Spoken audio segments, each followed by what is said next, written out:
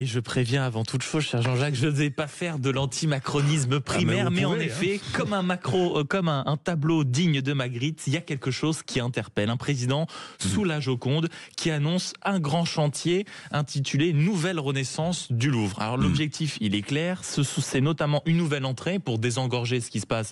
Plus de 8 millions de visiteurs par an. Exactement, dégager l'entrée de la pyramide avec une augmentation du prix des billets, notamment pour les habitants hors de l'Union européenne.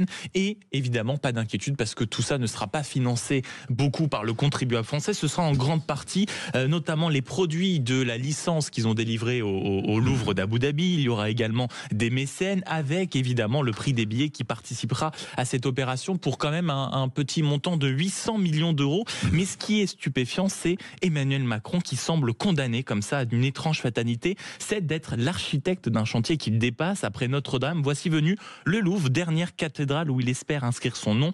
On se souvient évidemment... Ça a réussi avec Notre-Dame. Hein. Oui, ça a réussi avec Notre-Dame, bien sûr, mais François Mitterrand avait lui la pyramide, Macron se retrouve à décaler la Joconde. Ce sont en dit long, alors que la France politique s'enfonce dans une crise d'autorité. On l'a très bien vu avec tout à l'heure la chronique de Jean-François. On voit que la France est absente d'un budget. Lui essaye de se projeter absolument sur les siècles à venir avec son projet de rénovation du Louvre. Il veut marquer l'histoire, faire œuvre de bâtisseur. L'ironie, c'est évidemment lorsqu'il parle de renaissance, alors qu'il ne fait en réalité que gérer la conservation ou l'état de vétusté du Louvre qui était en train de s'effondrer, comme s'il cherchait à masquer son impuissance sur le court terme par un geste qui ne portera ses fruits qu'en 2031. Les esprits les plus pernicieux évoquent déjà que la présidentielle prochaine aura lieu en 2032.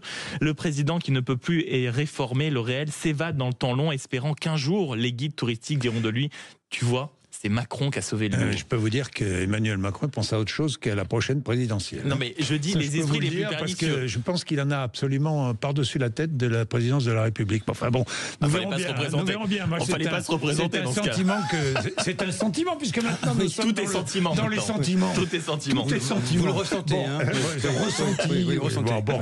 Vous trouvez que cette image correspond à ce que nous sommes, à ce que la France est en train de devenir un pays musée? Oui, une fois de plus, l'idée n'est pas du tout de faire de l'anti-macronisme primaire, mais d'avoir observé ce président hier, plutôt que de laisser la ministre de la Culture, qui est quand même capable de porter les grands dossiers, observer ce président s'attarder sur le sort d'un tableau et le sort d'un musée, aussi sublime et aussi important soit-il. Le contraste, le musée le plus visité au monde, bien sûr, mais le contraste avec justement le reste du monde est totalement frappant. Tandis que Macron organise cette nouvelle construction, on voit bien que les plaques tectoniques de la politique internationale bougent. On voit bien que Trump détonne totalement à la Maison-Blanche. Est-ce qu'il est nécessaire de rappeler les résultats en moins d'une semaine et l'onde de choc qu'il a réussi à propager, les 100 décrets signés, la présence remarquée à Davos, la tractation par médias interposés avec Vladimir Poutine, le cessez-le-feu. Alors certes fragile à Gaza, mais rappelez-vous Poutine, déjà... il n'y a pas d'avancée. Hein. Oui, il n'y a pas d'avancée, mais enfin on en était à je négocierai jamais. En effet, je veux bien vous rencontrer. Donc pour ceux qui ne voient pas une avancée, ça bouge quand même un tout petit peu et on voit bien les quelques propos sur Gaza ou encore les résultats avec la Colombie et la politique d'immigration. De l'autre côté du globe, on a également Javier Milei, loin de moi également de tomber dans l'idolâtrie, mais on voit bien qu'il est dynamique totalement l'Argentine à coup de réformes ultralibérales. Loin de moi l'idée quand même de m'emparer d'une tronçonneuse, mais il y a des résultats. L'inflation mensuelle qui est passée de 25 à 2,7 en une année, les dépenses publiques ont été réduites de 30%, l'excédent budgétaire a atteint 0,4% sur les 9 premiers mois de 2024, et puis il y avait un déficit de 5,4 en 2023 et il est passé à 0,4 et puis le FMI prévoit une croissance de 5% pour 2025 et 2026, c'est à peine 1% pour la France, donc je comprends qu'il y ait des choses à critiquer, mais il faudrait quand même se réjouir des choses qui fonctionnent. Et puis pendant ce temps, en Italie, on observe Giorgia Meloni qui conserve son pouvoir et tisse des liens étroits avec Donald Trump. Le taux d'emploi notamment a augmenté, et la croissance est prévue en 2025 à plus de 1% avec des cotisations sociales et des choix économiques qui fonctionnent. Vous voulez revenir sur Bernard Arnault, c'est ce qu'a dit Bernard Arnault. Exactement. Alors allez-y. Parce que c'est passionnant. Parce qu'en réalité, si beaucoup de commentateurs ne veulent pas forcément regarder ce qui se passe à l'international, il y a ce qui se passe en France. Bernard Arnault,